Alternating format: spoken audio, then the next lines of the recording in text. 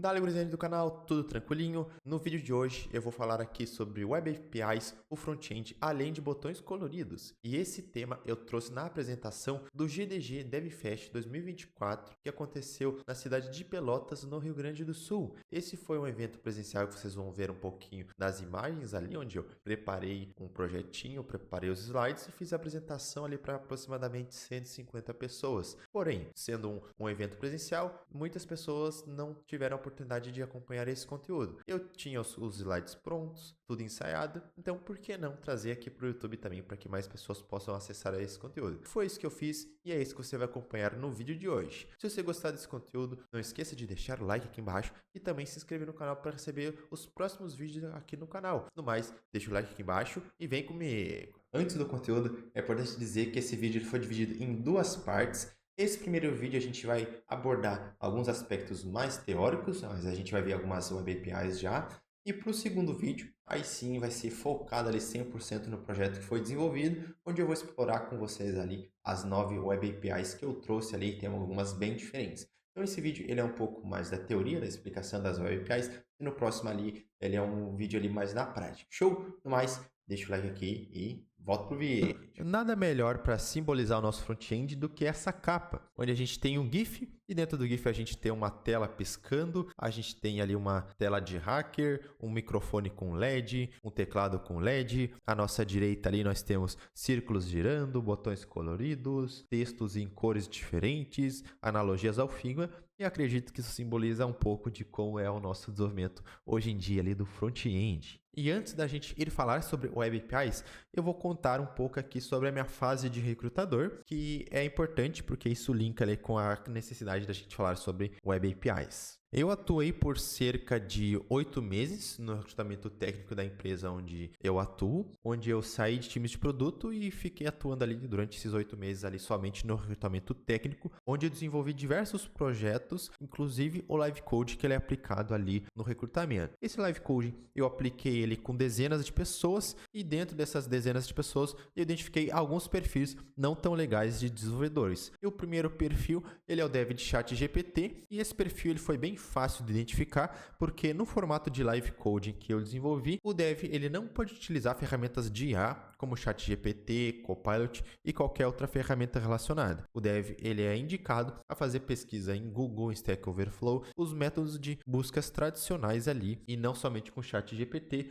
E você simplesmente coloca ali o erro e ele já te traz a resposta ali prontinha. Então, essa é uma das questões que eu trouxe ali nesse live coding, que eu vi que tinha alguns devs que não conseguiam se virar ali sem o chat GPT. E a gente tem também o dev de framework, porque esse teste ele misturava um pouco do JavaScript e um pouco do framework, que era o Vue. A pessoa tinha que utilizar as duas coisas. E quando saía de alguma coisa específica do framework, que tinha que fazer alguma manipulação de DOM ali com o JavaScript, era notável ali que alguns devs eles simplesmente não sabiam fazer coisas simples ali por conta de que não terem feito isso anteriormente, terem pulado direto para o framework. Inclusive, é o cenário que eu vejo bastante ali na faculdade onde eu estou cursando, onde teve algumas disciplinas de lógica ali com JavaScript e depois para a parte de desenvolvimento web já pulou direto para o framework com o React. O pessoal não viu nada de manipulação web ali com o JavaScript vanilla, o que eu acho um erro, mas é algo que eu vejo bastante acontecendo tanto na internet ali quanto na minha própria faculdade na qual eu curso. E isso é super compreensível, porque o React ele é magia. Ele facilita muito o dia a dia ali do front-end ali, trazendo muitas funcionalidades já pré-prontas ali. É compreensível. O React é magia e o Vue.js mais ainda. Eu trouxe o projeto dessa apresentação em Vue.js, vocês vão conhecer um pouquinho do framework e aí espero que vocês gostem bastante dele, tá? Então é o framework aqui do meu coração. Dito isso, eu vou te perguntar, o que você sabe sobre JavaScript?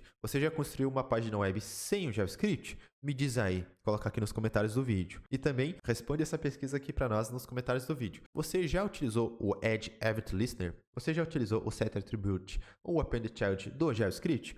Coloca aqui nos comentários aqui para fazer essa pesquisa rápida para ver se o nosso público aqui ele já trabalhou com essas APIs ou ainda está mais iniciando ou está mais no framework ali. Conta aqui para nós nos comentários. E uma das primeiras coisas que a gente precisa se atentar antes de falar sobre Web APIs é que API não é back-end. E isso é muito importante porque esse vídeo foi pensado ali para pessoas do público iniciante. E esse conceito ele pode acabar se misturando ali, API, back-end, Node.js. É importante da gente clarificar que API não é back-end. API é justamente o que o nome dela diz. É uma interface para acessar alguma funcionalidade. Então não é back-end, é realmente uma interface. E também uma brincadeira que acontece bastante aqui no nosso mundo de programador, que é comum de alguém fazer uma brincadeira. Olha, o front-end só troca cor de botão. O front-end só troca texto e demora 3 dias para trocar o texto e subir para produção. Quem nunca ouviu essa brincadeira, né? Que rotineiramente eu acabo escutando. Mas, porém, o front-end ele pode ser tão complexo quanto o back-end. É só você pensar em grandes exemplos ali de aplicações web. Pega, por exemplo, uma Amazon, pega, por exemplo, um Facebook, pega, por exemplo, um site de uma imobiliária, né? Se a gente for pensar em exemplos menores, é complexo ali de construir aquela interface ali dinâmica com diversas informações. Então, o front-end ele pode ser tão complexo quanto o back-end. Claro que, logicamente, vão ter os seus front-ends fáceis, que são ali as landing pages, né? Que normalmente elas se resumem a questões de layout e eventualmente alguma integração ali com se inscrever em alguma lista de e-mail, ir para algum grupo de WhatsApp, alguma coisa do tipo, mas nada que fuja muito disso. E no vídeo de hoje você vai ver a superfície das Web APIs. E por que eu falo superfície? Porque basicamente se a gente acessar o site da EMDN sobre Web APIs, aí a gente vai ver que tem um monte ali de APIs diferentes. Mas claro que algumas delas vão funcionar somente no desktop, outras somente no mobile, algumas são experimentais, algumas não são suportadas por todos os navegadores.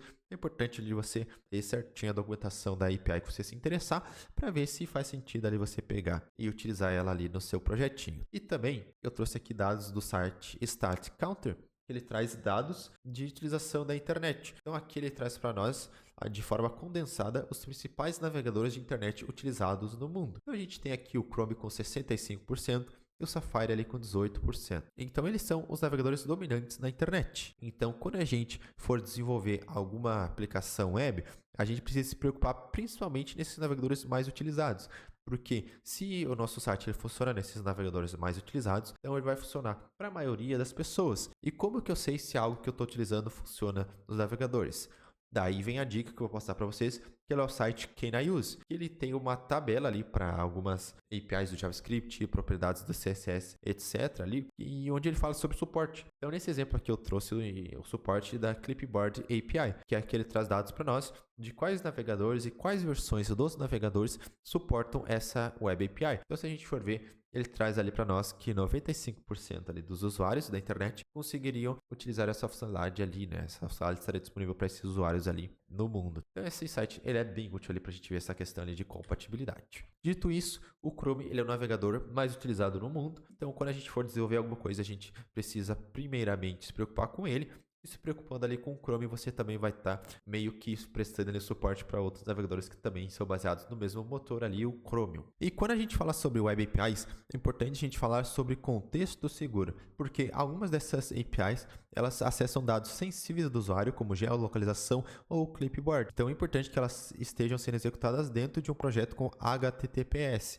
Que esse é um dos requisitos ali para que algumas dessas APIs elas funcionem. E aí vai ter tudo certinho lá no site da MDN indicando se essa API ela precisa de um contexto seguro ou não. Mas essa questão do HTTPS é algo bem comum hoje no nosso dia a dia ali de programador, né? Acho que grande parte das plataformas já trazem ali por padrão o seu próprio certificado, né? E a primeira API que a gente vai ver, ela é o Local Storage, que ela costuma ser a primeira API que as pessoas conhecem. E aqui vai ser a primeira que a gente vai trazer para o vídeo de hoje, trazendo aqui, iniciando da mais comum ali para mais diferente. Então a gente começar com o Local Storage, que ele basicamente ele serve para salvar dados no navegador do usuário. Que tipos de dado? Aqui eu trago alguns exemplos, como o JWT, preferências do usuário como temas e idioma, aceites de avisos de cookies e também ali modais de conteúdo adulto. Então quando, por exemplo, você acessa ali um site, ele mostra uma mensagem para você, olha, esse site é mais 18, você é mais 18. E aí, se você clicar, provavelmente esse dado ali está sendo salvo ali no Local Storage, para que quando você atualize a página ali, esse dado ele esteja ali presente e a aplicação ela consiga verificar aquele dado ali para não exibir novamente a mesma modal para você. E como que eu utilizo o Local Storage? Basicamente, você vai chamar ali local storage.setItem, passar um keyname e um keyvalue. É a mesma ideia ali de objetos no JavaScript, onde eu tenho uma chave nome e uma chave valor. É basicamente a mesma ideia. Então, nesse caso, eu estou criando ali no local storage um item chamado authToken com valor generated_coolToken. E como que eu recupero esse valor? Bom, você pode abrir o DevTools do navegador com F12 e você vai clicar em Application, depois em Local Storage, e ali dentro do Local Storage você vai ter todos os itens que estão salvos no Local Storage para que você possa debugar. Claro que essa é uma forma simples da gente ver, mas se a gente chamar ali localstorage.getItem, a gente consegue pegar esses valores ali dentro do JavaScript. E também temos o irmão do Local Storage, que ele é o Session Storage, que a ideia ela é basicamente a mesma, com a grande diferença de que aqui a gente salva os dados por sessão. Então, sempre que uma nova sessão ela é iniciada, ela não vai ter os dados da sessão anterior. Então, se eu abrir uma nova aba, essa nova aba não vai ter os mesmos dados salvos da aba anterior. Se eu fechar o navegador e abrir de novo, eu também não vou ter os mesmos dados salvos. Isso porque isso se configura como uma nova sessão. E essa é a principal diferença entre o Session e o Local Storage, porque o Local Storage, em todos esses cenários, ele sempre vai manter os dados salvos ali no navegador do usuário. E aqui eu trago alguns exemplos de utilização da Session Storage, começando pelo login temporário. Então imagine ali que você tem uma aplicação do banco, Internet Banking, e vamos dizer que o requisito dessa aplicação seja que quando o usuário ele fecha o navegador, seja feito o logout dele. Bom, a gente pode salvar esse dado ali no Session Storage, tipicamente um JWT token, e aí como esse JWT token não vai estar salvo ali, o usuário quando acessar de novo, ele não vai estar logado ali na aplicação. Então esse é um uso bem interessante ali para o Session Storage. E a utilização dele é bem semelhante ao do Local Storage. Então basicamente a gente vai chamar sessionstorage.setItem ou .getItem e passar ali o keyname e passar o keyvalue. A utilização ela é basicamente a mesma ali do Local Storage. Indo agora para o Clipboard, que ele é a API do famoso Ctrl+C, Ctrl+V. Então aqui a gente já começa com o exemplo de código do projeto em Vue. E o Vue.js é um framework fácil de entender. Então aqui eu vou buscar também explicar de uma forma que mesmo que você nunca tenha trabalhado com Vue, você consiga entender aqui a ideia desse código. Então basicamente aqui nós temos um botão, que ele é o botão adicionar texto ao Clipboard, que quando ele for clicado, ele vai chamar a função handleCopyText. E aí, o que essa função faz? Bom, basicamente, a gente precisa ver que ela é uma função assíncrona, porque o método navigator.clipboard ele é um método assíncrono, e a gente precisa lidar isso com async_await ou o .den ali para lidar com as promises. Eu aqui, nesse exemplo, eu utilizei async_await. Dentro da função ali no if, a primeira coisa que eu verifico é se eu tenho algum texto digitado no input.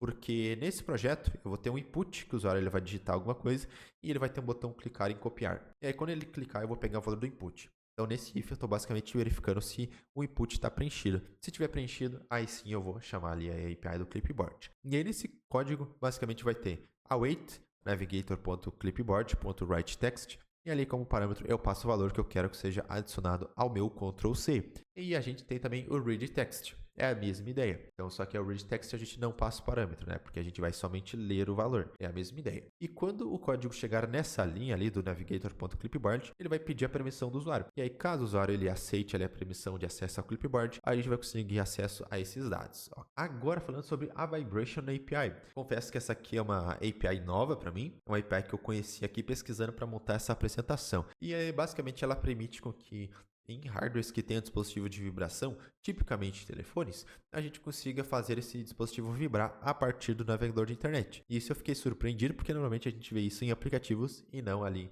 em páginas web. E aí, como que a gente utiliza isso?